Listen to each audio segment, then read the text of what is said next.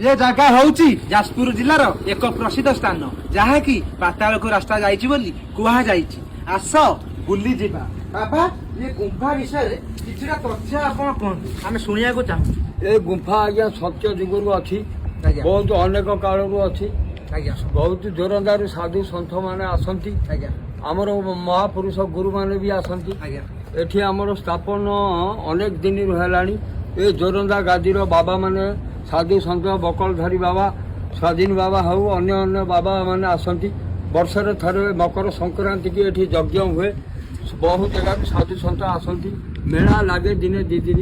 हाँ पिला माने भी बहुत उत्साह आनंद करती ये गुंफार रहस्य होती 5-7 जगह को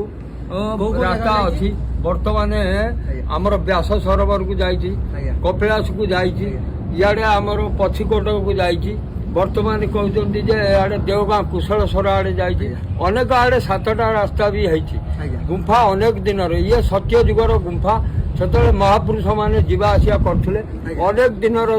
गुंफा अच्छी ता भीतर मध्य 7टी गुंफा अच्छी गुंफारे बहुत जीवजंतु भी अच्छा अनेक शब्द भी शुभे आमे माने आसो एटी वर्षरे थरे मेला करो अन्य दिने मेला मौसुक भी हुए पिला माने भी आसंती हाँ एटी चतुर्दशी रे घी दीप टेका जाए तापर भी साधु सन्त आसिकी मेला मौसुक करी चतुर्दशी रे मेला हुए घी दीप टेका जाए आमर